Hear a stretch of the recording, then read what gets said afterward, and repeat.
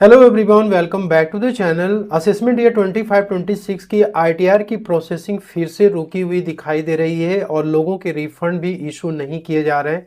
ITR processing की current status को यदि हम चेक करें तो इस वक्त आप देख रहे हो 23 दिसंबर का डेटा है। 8.51 करोड़ से भी ज़्यादा आईटीआर्स फाइल्ड हो चुकी हैं। 8.39 करोड़ आईटीआर्स वेरीफाइड हो चुकी हैं। रिमेनिंग आईटीआर्स अभी तक वेरीफाइड नहीं हुई हैं। तो ऐसे लोग जिन्होंने कि आईटीआर को अभी तक वेरीफाई नहीं किया है उनको वेरीफाई कर लेना चाहिए, क्योंकि जब तक आप वेरीफाई नहीं करेंगे आपकी आईटीआर प्रोसेसिंग में नहीं जाएगी। यहाँ पे जिन लोगों ने आईटीआर को वेरीफाई कर दिया है उसका यदि करंट स्टेटस चेक करें प्रोसेसिंग का, तो वो है 7.79 करोड़ से भी ज़्यादा आईटीआर्स प्रोसेस्ड हो चुकी हैं। रिमेनिंग लगभग 60 लाख से भी ज़्यादा आईटीआर्स अभी तक प्रोसेस नहीं हुई हैं। मेजर रीजंस यहाँ पे निकल के ये आ रहा है, डिपार्टमेंट के द्वारा चलाया गया नज कैंपेन, जो कि रिसेंटली डिपार्टमेंट ऐसे टैक्स पेयर्स को नज कैंपेन के तहत अलर्ट मैसेजेस और ईमेल सेंड कर रहा था जिन लोगों ने अपनी आईटीआर में क्रिप्टो मार्केट से रिलेटेड ट्रांजेक्शंस को रिपोर्ट नहीं किया था या फिर शेड्यूल फॉरेन एसेट्स को अपडेट नहीं किया था। इसके अलावा 80 जीजीसी पॉलिटिकल पार्टीज के डोनेशंस और चैरिटेबल ट्रस्ट और एनजीओस को डोनेशन जिसका कि 80G में लोगों ने रिफंड क्लेम किया था, ऐसे लोगों को भी अलर्ट मैसेज और ईमेल सेंड किए गए। उसी सीक्वेंस में डिपार्टमेंट बहुत सारी आईटीआर्स को रिस्क मैनेजमेंट फ्रेमवर्क के अंडर में सेलेक्ट किया हुआ है और लोगों को इसके लिए अलर्ट मैसेज सेंड किए जा रहे हैं। दो टाइप्स के अलर्ट मैसेजेस टैक्स पेयर्स को सेंड किए जा रहे हैं, जिसकी वजह से काफ़ी ज़्यादा स्ट्रेस का माहौल हो चुका है टैक्स पेयर्स के बीच में। और वो भी तब जबकि दोस्तों डेडलाइंस बिल्कुल पास में है। 31 December 2025 is the last date to revise ITRs for assessment year 25-26। यहाँ पर डिपार्टमेंट जो फर्स्ट टाइप का अलर्ट मैसेज भेज रहा है वो है डिडक्शंस और एग्जेम्पशंस का, जो कि आईटीआर में क्लेम किए गए हैं, और दूसरा है यहाँ पे रिफंड के अमाउंट। अब डिपार्टमेंट को लगता है कि जो आईटीआर में रिफंड क्लेम किए गए वो सस्पिशियस है। बहुत सारी आईटीआर्स ऐसी हैं जिसमें फुल रिफंड क्लेम किए गए हैं, या कुछ आईटीआर्स ऐसी हैं जो फुल रिफंड के आसपास क्लेम किए गई हैं। अब ऐसी आईटीआर्स जिसमें कि डिडक्शंस और एग्जेम्पशंस क्लेम किए गए हैं, तो डिपार्टमेंट का ये बोलना है कि इनकम टैक्स पोर्टल पे जो डिडक्शंस और एग्जेम्पशंस का डेटा हमारे पास अवेलेबल है वो आपकी इनकम टैक्स रिटर्न से मैच नहीं करता है। अब यहाँ पे दो पॉसिबिलिटीज हो सकती हैं डिडक्शंस और एग्जेम्पशंस के। पहला तो ये है कि बहुत सारे सैलरीड एम्प्लॉई जिनको कि फॉर्म 16 इशू किया गया ओल्ड टैक्स रेजिम में, लेकिन उन्होंने आईटीआर फाइल किया है न्यू टैक्स रेजिम में। अब ओल्ड टैक्स रेजिम में आप लोग को पता है कि बहुत सारे डिडक्शंस और एग्जेम्पशंस अलाउड हैं, लेकिन न्यू टैक्स रेजिम में मोस्ट ऑफ द डिडक्शंस और एग्जेम्पशंस को खत्म कर दिया गया। अब जो deductions exemption old tax regime में अलाउड है, यदि by mistake new tax regime में भी क्लेम कर लिया गया है, तो यहाँ पे डिपार्टमेंट का जो एआई सिस्टम है ऐसी आईटीआर्स को फ्लैग कर रहा है, क्योंकि न्यू रेजिम में डिडक्शंस एग्जेम्पशंस अलाउड नहीं है फिर भी आईटीआर में कैसे क्लेम की गई है।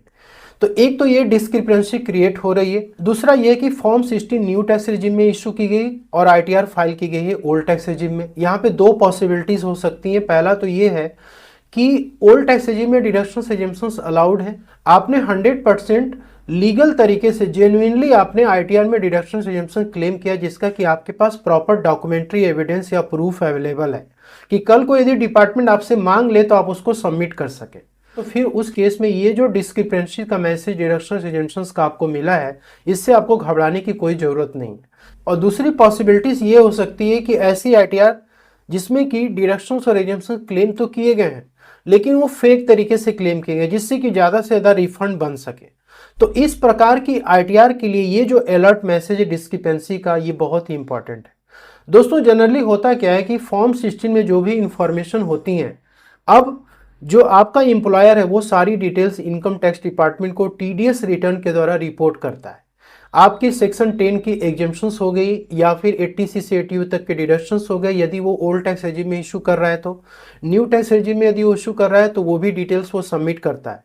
तो वहाँ पे जब वो आपकी आईटीआर में वो डिडक्शन एग्जेम्पशन जब क्लेम किए जाते हैं तो मिसमैच की सिचुएशन क्रिएट होती है। कई बार ये भी होता है कि आपके एम्प्लॉयर के द्वारा डिडक्शंस और एग्जेम्पशंस क्लेम नहीं किए गए, छूट गया, और आप आईटीआर में उसको क्लेम कर रहे हैं क्योंकि आपके पास प्रूफ अवेलेबल है, तो यहाँ पे आपको कोई भी प्रॉब्लम नहीं आने वाली। लेकिन एम्प्लॉयर ने बिल्कुल सही तरीके से रिपोर्टिंग किया हुआ है लेकिन आपने आईटीआर में उसे गलत तरीके से रिपोर्ट कर दिया है, तो यहाँ पर आपको एक्शन लेने की जरूरत है। अब देखिए यहाँ पर जो ये रिफंड वाला मैसेज मिला है, इसमें भी दो सिनारियोज हो सकती हैं।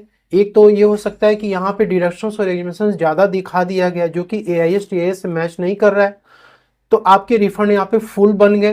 ठीक है, अब डिपार्टमेंट को ये सस्पिशियस लगता है तो यहाँ पे अलर्ट मैसेज सेंड करा। दूसरा ये हो सकता है कि आपके फॉर्म 26AS में जो TDS का अमाउंट है, हो सकता है कि वो कम रिपोर्ट किया गया हो और आपने ITR में ज़्यादा क्लेम कर लिया, या फिर फॉर्म 26S में TDS रिपोर्ट ही नहीं हुआ है और आप ITR में 10 नंबर वगैरह डाल करके आपने क्या किया, क्लेम कर लिया। जैसे यहाँ पे एक सिचुएशन आप देख सकते हो कि इन्होंने क्या किया, एम्प्लॉयर का 10 नंबर डाल दिया और उसके बाद यहाँ पे TDS जो है क्लेम कर लिया। अब यहाँ पे आ गया मिसमैच की सिचुएशन कि आपने जो ITR में TDS क्लेम किया और उसके बाद जो पोर्टल पे डेटा है दोनों मिसमैच कर रहा है।